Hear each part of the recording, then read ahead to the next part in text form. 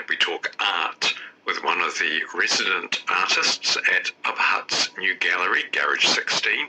We meet ZiOnE, the artist, and hear what's currently happening at the gallery, as well as his art career and plans for the future.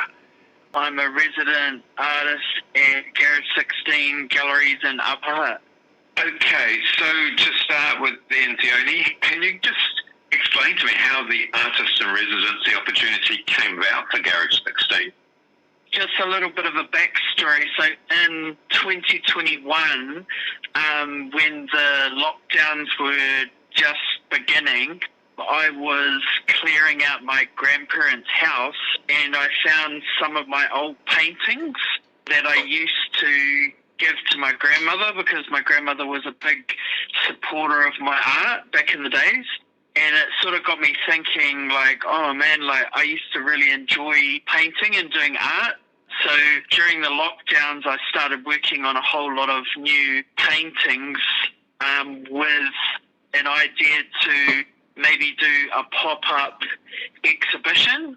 So what happened was I managed to secure a space in the Monterey movie theatre in Upper Hutt, and I ran a pop-up exhibition for a whole month in between the first two lockdowns. And then what happened was I'd been running all these sort of pop-up galleries and different exhibitions before I met Aaron. And then the funny thing was that I got an email from this guy who I thought was a scammer, and he wanted the opportunity to develop a website for me for my art gallery business. And I thought he was a scammer, so I just sort of cheekily replied back to him, oh, you can't help me with a website, but if you know anyone that's got a current gallery space that I can use to do my next exhibition, just let me know. And then he hit me back straight away, and he introduced me to Aaron. Okay, that's quite a backstory.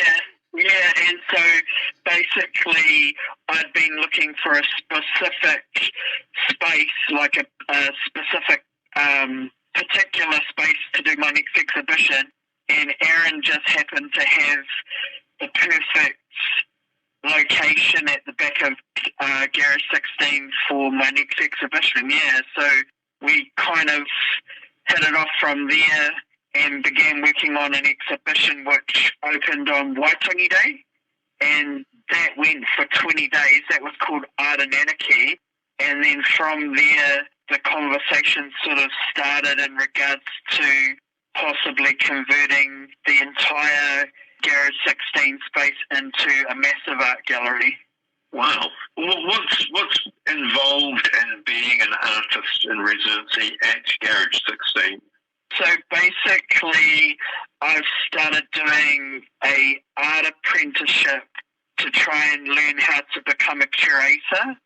So basically, I've ran about 4 exhibitions, but I sort of wanted to take it to the next level where I learn the business side and the curating side, because I have the art and painting and design background and the music background, but I need to learn a whole lot of other things because I want to open my own independent gallery possibly next year. Right. How long will your residency at Garage 16 go for? Possibly till February 2026. Right. But we haven't put a date on it yet. It'll just probably be when I feel ready to move to the next stage. So you're based at Garage 16 as far as where you work as well as you exhibit, is that the case? That's correct. So I've been learning how to curate different people's exhibitions as well as my own. Right. And it's been a sort of like a personal development platform, and that's the beauty of it, is that it's something quite unique, not just to Upper Hutt, but also to Wellington in regards to how Garage 16 is being set up as a gallery. So I don't know if you're familiar with many international artists, but there's this artist called Tracy Emin who's a UK artist. She's quite famous in the UK. And she set up a similar concept in her hometown where she has a space for artists to have residencies and learn similar processes and how to become a professional artist and make a living and all the background stuff that goes into it, because there's quite a lot of work that goes into setting up exhibitions and galleries that people may not realise.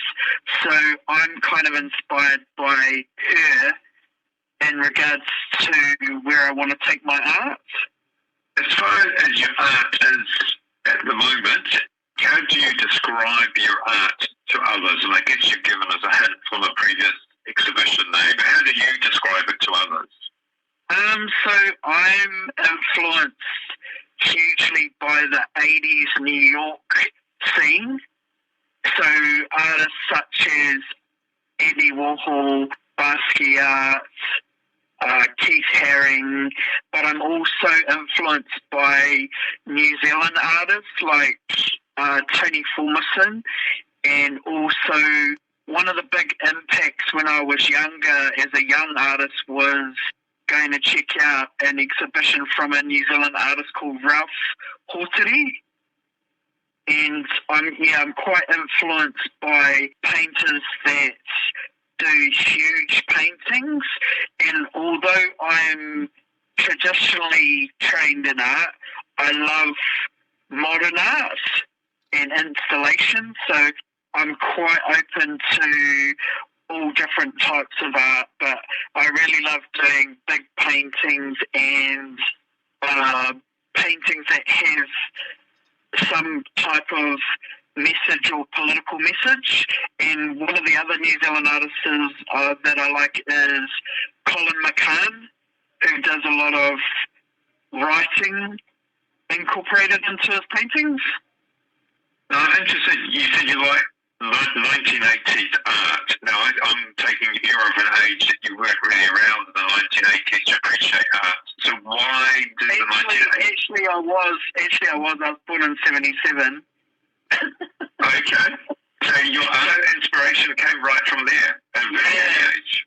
Yeah, very early age. And like I was drawing when I was very young, and that was more influenced by, I guess, like comic books, like UK comic books, like Buster, Whizzer and Chips, Judge Dredd, all those. Back in the days when you could go to dairies and buy comic books, that was a big early influence as well, yeah.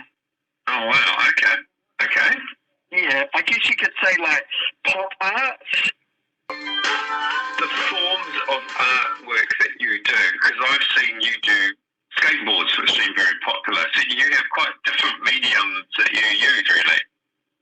Yeah, my favourite medium is actually getting material, large pieces of material, and hanging them up and just painting straight onto the wall. And that was, I guess, inspired by just being able to recycle materials or just anything basically that you have on hand that you can use to paint. I don't know if you're familiar with Basquiat, but Basquiat did a similar thing where he would just walk down the street and find rubbish like old doors from houses or just anything that he could find to paint on. So yeah, I'm kind of inspired by that type of thing. But recently I've been painting on canvases, like stretched canvases, yeah. And you've also got a jacket on a mannequin as well, so you've got fabrics in there too. Yeah, that was inspired by my grandmother, because my grandmother was a clothing designer, and what happened with that was a few years ago it was Wow Fashion Week, and I decided to give it a go to enter that competition. And so I took inspiration from a painting that I'd done that was inspired by Keith Haring, and then I decided to do it on paint on leather, and that's what that suit is inspired by my grandmother, yeah. The art paintings that you gave your grandmother that sort of got you back into painting, what were the paintings of? Do you recall them? Yeah, so those paintings, a couple of them are in my book. I've just published an art book which was named after the exhibition that I did called Art and Anarchy. So the book's called Art and Anarchy, and basically in there it shows my journey from back in the early 90s when I started painting until now. So there's a couple of paintings right at the beginning of that book that they were the paintings that I rediscovered that my grandmother had. And what were they paintings of? So two of them were portraits of people that had posed for sort of like life drawings in an art class, and they were kind of like multimedia, kind of like cubism type pieces, and they actually sold because quite a few of my paintings have sold from the first two exhibitions that I did, and yeah, I sold those paintings that I discovered in her garage. Right. So it was pretty cool because she was a big supporter of my early art days, and so it was really cool finding the paintings that I'd actually given her. So going back to when it all first started, you talked about it in the 1980s. How did it show itself in your beginning of showing an interest in art? How did that start? I think it started from, reading comic books and then sort of copying some of the sketches from the comic books, and then later on I sort of mentioned in the book that I was an at-risk youth when I was younger, and I stayed in a lot of different houses, but one of the houses that I stayed in was with a graffiti writer from Australia, from Sydney, and he taught me how to do graffiti and those kind of things, and I actually learned a lot about I guess in my early days, it was quite inspired by drawing graffiti. So that was another influence as well, I guess, yeah. Did you do art at school at all? Yeah, so a couple of my art teachers were really influential as well. They sort of, there was a lady, Miss McCall, she passed away a few years ago, but I went to Nana College, and during that era, there was actually quite a lot of amazing artists all in the one art class. And the cool thing was that all the artists that were in that class, they were really diverse. And so we all sort of influenced each other in terms of our styles, because all our styles were quite different. And one of the artists that was in my class was a Pacifica artist called Sooty, and he was trained under a famous New Zealand artist called Ken Hunt. And Ken Hunt actually taught Sooty how to do traditional oil painting, and Ken Hunt did some pieces for Peter Jackson, who did Lord of the Rings, because Ken Hunt was really good at replicating famous paintings, so he could reproduce like a Leonardo da Vinci or a quite famous painting. He could duplicate that pretty much exactly in oil. So yeah, there was a lot of different influences earlier on. Yeah, I think the good thing about Garage 16 is they encourage us to keep doing what we're doing in terms of our style. And I think for all artists, I think it's really important to be true to your authentic self when it comes to being creative, because I think there's a real danger in trying to paint or create what you think people want. Because when you start to do that, you can sort of, as an artist, you can get, suppressed. So it's important to stay true and sort of figure out what is your style, stay true to that, because if someone wants to buy your painting, that's one of the appeals, is that your art is different. You know, it's not the same as everyone else. And I think that's something that I'm still rediscovering and sort of asking myself is, okay, who is ZiOnE? Like, I'm about to start painting a new collection, and so I look at different reference points and what I'm going to create, but just sort of staying true to yourself, basically. Do you take commissions? Yep, I'm open to commissions. Yeah, I haven't had a lot of commissions, but in regards to commissions, it's more like they might say to me, I need this size painting for my house. Or I had a collector out in Whitby.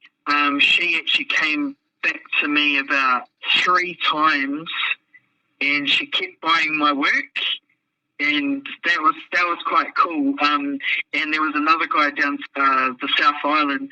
He was like a repeat buyer as well. So there's collectors out there, and that's what I'd encourage is, like, if you're getting into art, it's really good to collect the artists when they're unknown, because a lot of those artists, you know, maybe in 10 years or 20 years' time, those artists their paintings are probably going to go up in value.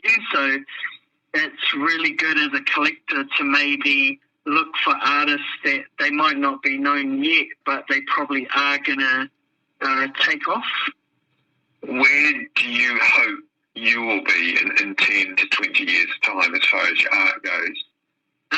So I'm hoping that within 18 months I'll have my own independent gallery space, which is called Grounded. And that space is specifically, I want to help people that are coming out of prison.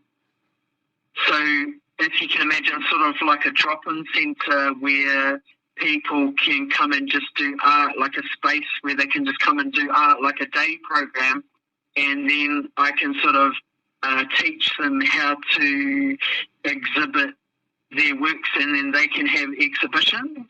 And then I would sort of take a little back foot. So I'd still exhibit my work and have exhibitions, but the main focus is to try and support people coming out of prison to exhibit their work and maybe make a living out of their work.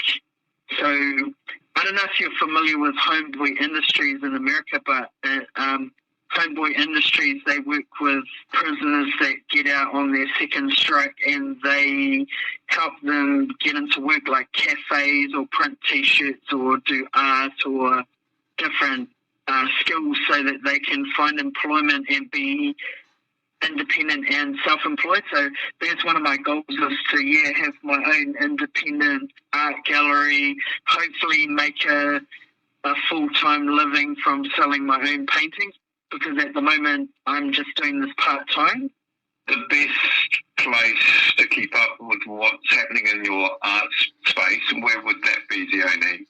Oh yeah, so if you're on Facebook, you can just type in ZiOnE Art Gallery, which is just Zion with an E on the end, Art Gallery, or you can go to Instagram and most social media platforms. It's ZiOnE _artist on most other platforms. So I'm pretty much on every single platform, YouTube, mainly Instagram and Facebook, and also TikTok.